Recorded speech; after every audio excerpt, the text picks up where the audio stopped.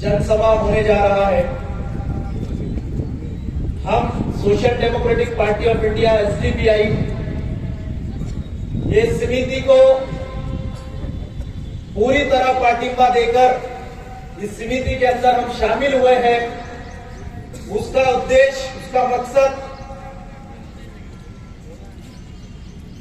वो ये है कि हम डॉक्टर बाबा साहेब अम्बेडकर इनका बनाया हुआ संविधान, वो संविधान को लेकर हमारा जो कमिटमेंट है कि कोई भी हालात आने दो, किसी भी तरह की सिचुएशन बनने दो, हम किसी भी हाल में बाबा साहेब अम्बेडकर के संविधान को ना छोड़ेंगे ना तोड़ेंगे। एसडीपीआई और हमारे कार्यकर्ता आप यहां पर मौजूद हैं और आपको याद दिलाना चाहता हूं कि चंद साल पहले हमारे देश और पूरी दुनिया के ऊपर जब कोरोना वायरस का हमला हुआ था, कोरोना वायरस के अंदर कई हमारे भारत देश के नागरिकों ने अपनी जान गंवाई। हमारे नागरिक जब जान गंवा रहे थे कोरोना वायरस के वक्त में, उनका जब डेड बॉडी हॉस्पिटल में रखा होता था, उस डेड बॉडी को हाथ लगाने के लिए सम्मान के साथ में उनको आखिरी रस्म उनका पूरा करने के लिए, लास्ट राइट जो है तो पूरा करने के लिए, अंतिम संस्कार पूरा करने के लिए कोई घर वाला आगे नहीं आता था, कोई माँ, कोई बेटी अपनी माँ के लिए आगे नहीं आती थी, कोई बेटा अपने बाप के लिए आगे नहीं आता था।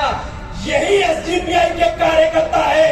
इन्होंने जात धर्म को बाजू में रखकर औरंगाबाद शहर के साथ महाराष्ट्र भर में जहां जहां एसडीपीआई के कार्यकर्ता थे, इन्होंने अपने बीवी की फिक्र नहीं की, अपने बच्चों की फिक्र नहीं की, अपने माँ बाप की फिक्र नहीं की, इन्होंने नागरिकों की, अपनी देश की जनता की फिक्र की।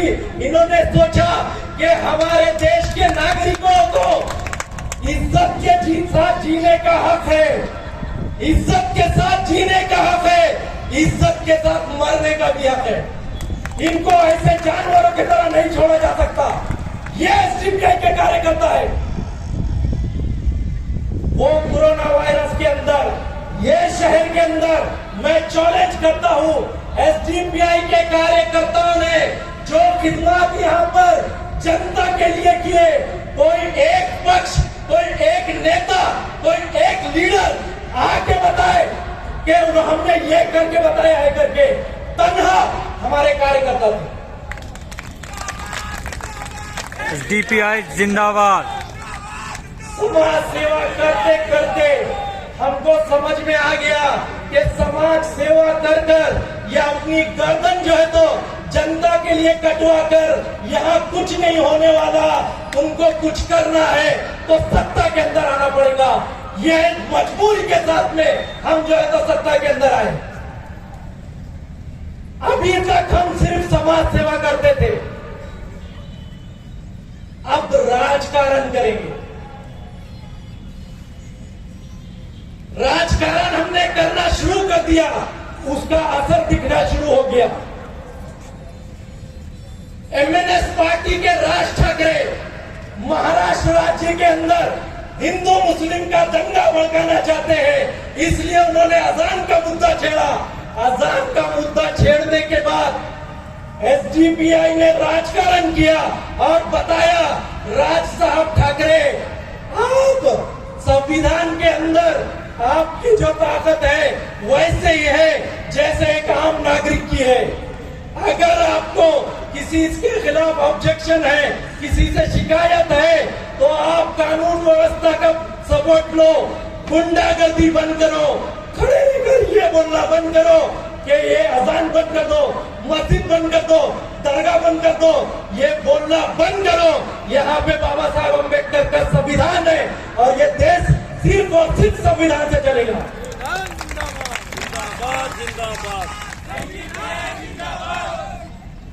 किरातपुरा औरंगाबाद के अंदर दंगा हुआ करवाया गया।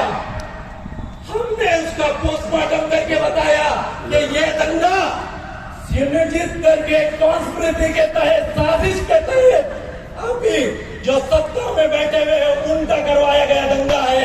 सबसे पहले यहाँ पर औरंगाबाद के अंदर एसडीपीआई ने वो दंगे का पर्दाफाश किया। चंद दिनों के अंदर सच्चाई सामने आ गई कि देखो, सत्ता में बैठे वाले लोगों ने ही राम मंदिर के पास में लोगों को भेजा था। मकसद एक था, मुस्लिम समाज को बदनाम करना और शहर का, पूरे महाराष्ट्र राज्य का बदनाम माहौल खराब करना, लेकिन एसडीपीआई ने वो होने नहीं दिया। आज अफसोस के साथ बोलना पड़ता है, हमारे गृह मंत्री देवेंद्र फडणवीस आज ये महाराष्ट्र राज्य का माहौल खराब करने में लगे। औरंगजेब की बात चल रही है।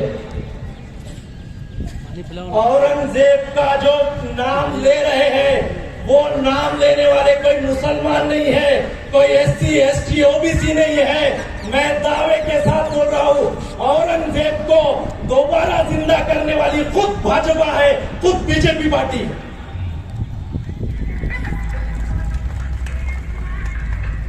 चाहते हैं ये हिंदू मुस्लिम को लड़ाना है, एक दूसरे से नफरत फैलाना है।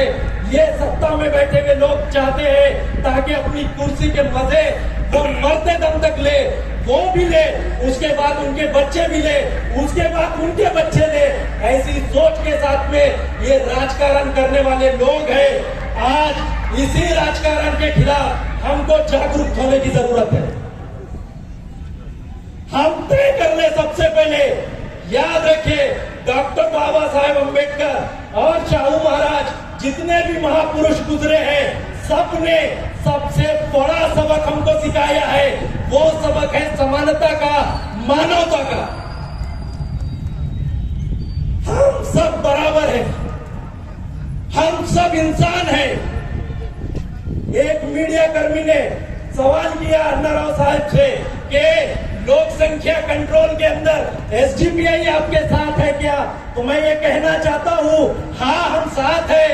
हम साथ इसलिए है कि जब मैं मुंबई शहर जाता हूँ तब मैं देखता हूँ कि इंसानों की जिंदगी नहीं गुजारते, वो इंसान आज जानवरों की जिंदगी गुजारने पर मजबूर है। जो ट्रेन में चढ़ता है तो उसको उतरना नहीं आता, जो उतरता है तो उसको चढ़ना नहीं आता। लेकिन इसके साथ में ये भी बताना चाहता हूँ कि सिर्फ जनता का काम नहीं है कि वो बच्चे ना पैदा करे, इसलिए तो जनसंख्या कंट्रोल हो जाएगी। सरकारों का भी काम है कि वो आने वाले 10 साल के लिए, आने वाले 50 साल के लिए, आने वाले 100 साल के लिए जनता की फैसिलिटी को सामने रख के प्रोजेक्ट बनाए, प्लान बनाए, नए नए स्कीम तैयार करे, नए नए शहर जो है तो आबाद करे। एक ही शहर के अंदर सारी आबादी को लाके ठोसना, ये सरकार की नीयत के अंदर खोट दिखाई देता है।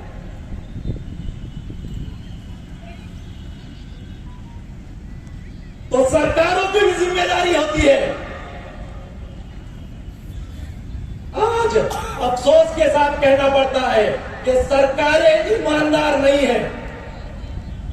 और एक बात मैं कहना चाहता हूँ, उसी प्रेस कॉन्फ्रेंस में किसी ने जो तो सवाल किया कि क्या आप आरक्षण रद्द करने की मांग करते हैं? मैं ये समझता हूँ, डॉक्टर बाबा साहेब अम्बेडकर ने जो संविधान के अंदर आरक्षण को जो फिक्स किया है, उसको तय किया है, उसके पीछे बाबा साहेब अम्बेडकर ये जानते थे कि जो सत्ता के अंदर, सत्ता से बाहर जो बैठे हुए लोग हैं, कुछ मक्कारी कर, कुछ बदमाशी कर, कुछ जो है तो जनता को धोखा देकर वापस सत्ता में आएंगे। वापस वो सत्ता में आने वाले धोखेबाज, वो कभी भी जनता के साथ में इंसाफ और न्याय नहीं कर सकते। जिस दिन देश के अंदर, जिस दिन देश में सच्ची ईमानदार सरकार होगी, सच्ची ईमानदार सरकार जिस दिन देश के अंदर बन जाएगी, मैं ये समझता हूँ जनता खुद कहेंगी कि हमको आरक्षण की जरूरत नहीं है, अब हम यहाँ पर खुशहाल हैं, हम तरक्की के अंदर आ चुके हैं। आज जब दुनिया के सामने एक गरीब मुल्क में रहने वाले आदमी नहीं है, एक मुंबई के अंदर झोपड़पट्टी के अंदर रहने वाला, जहां पर एक आदमी भी पैर सीधे करके सो नहीं सकता, ऐसी जगह सोने वाला आदमी नहीं है। आज हमारे पास अच्छा घर है, अच्छी कमाई है, अच्छा रोजगार है, अच्छा खानदान को संभालने के लिए व्यवस्था है, तो हमको आरक्षण की जरूरत नहीं है। ये होगा उस वक्त होगा जब देश के अंदर सच्ची और ईमानदार सरकार है। ये ईमानदार सरकार को लाने के लिए हम हर वक्त हमारे देश के ईमानदार जितने भी सियासी पार्टियां हैं, हर वक्त हम उनके साथ में रहने के लिए, उनके साथ खाने से कंधा मिलाने के लिए और बाबा साहेब अम्बेडकर की जो लड़ाई है, संविधान की लड़ाई, लोकशाही की लड़ाई, ये लड़ाई लड़ने के लिए हर वक्त हम लोग तैयार रहेंगे। चाहे इसके अंदर एसडीपीआई को कितना ही बदनाम क्यों न किया जाए, कितना ही डराया क्यों न जाए, कितना ही धमकाया क्यों न जाए, हम हर हाल में ये लड़ाई में आपके साथ रहेंगे, आपके हिस्सेदार रहेंगे। शुक्रिया, जज़ाकल्लाह।